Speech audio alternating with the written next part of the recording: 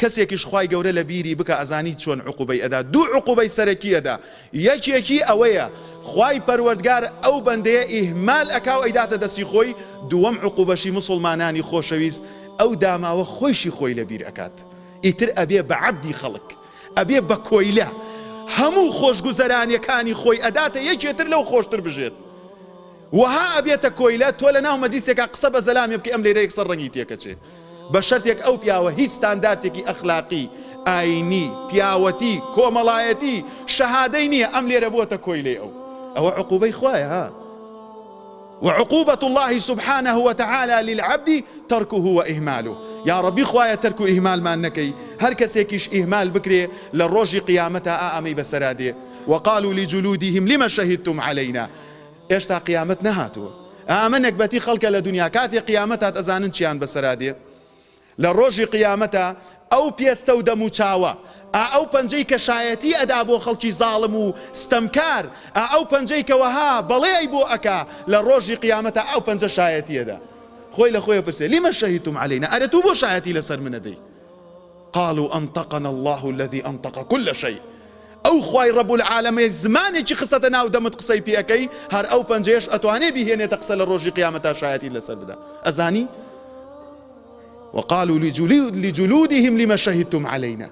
لروج قيامتها نفسي الله إباشا من أميتونش تجهنمو إباشا بوش هايتي من سر أدي بو مالم كاول أكي خو من بو إيوه ما إيوه بشنا بهاشت.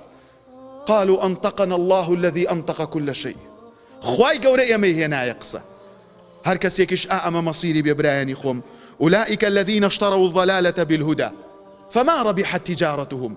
قد ضلتان نشكي بويكيك قد خفت بويكي مخن كوها جياني خوي أقوريتوا بۆ خۆشگوزەرانی یەکێتر قیامەتی خۆی ئەدۆڕێنێت.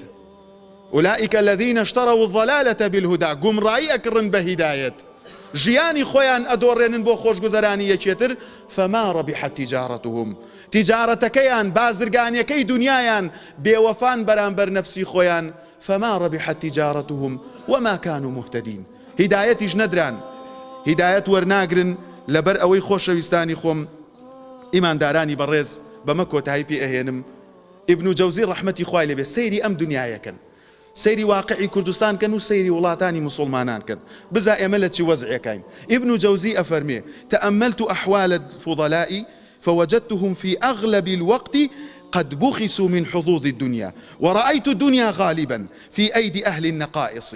ئەفەرمێ زۆر سەیری دنیام کرد هەچەنێ سەی دنیا ئەکەم بەردەوام ئەمە حاڵێتی ئەوەی کە وەها پیاوە ئەوەی کە وەها ناندەرە ئەوەی کە وەها ئیماندارە ئەوەی کە وەها ئەهلی علم و خێر و چاکەیە بەردەوام لە خۆشگوزەرانەکانی دنیادا ئەڕنرێن. ئەزانی بۆ لەبەر ئەوەی لەگەڵ حەقایە لەبەر ئەوەی حەق سەر ئەخا لەبەر ئەوەی خوا و پێغەمەری خۆش ئەوێ خۆشەویستی خوا و پێغەمەر لە خۆشەویستی خەڵکا ئەبینێ لە لای خوای پەروەردگارەوە لە مەنزومی شەریعەتەوە سەیری خۆشگوزەرانەکانی دنیاکە خۆی بێکەس و بێکار و داماوتی هەڵدراو دەرەچێت.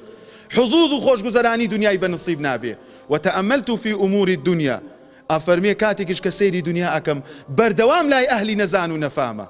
بەڵێ برایانی خۆم دنیای ئێمە ئێستا سەیری ئەو کەناڵانە بکەن کە ئێمە سەیریەکەین.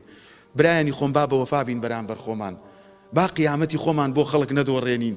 سەی کە ئەوانەی کە تۆ لە تەلەڤیزۆن ئەیان بینی تو خوا سیاسیەکانیش چوار پیاوی ڕێک و پێکیان تیا ئەبینی چوار کەسی قسەزانیان تیا ئەبینی چوار کەسی شەهادەدار و ڕێک و پێکیان تیا ئەبینی ئەوانەی کە وەها بە ناوەی دینەوە بانگەشەی خەڵک ئەکەن هەر ڕۆژی لە بەردەم مەقەڕێک و هەر ڕۆژی لە بەردەم شوێنێک و بوون بە کۆیلە و عەبدی دینار و درهەم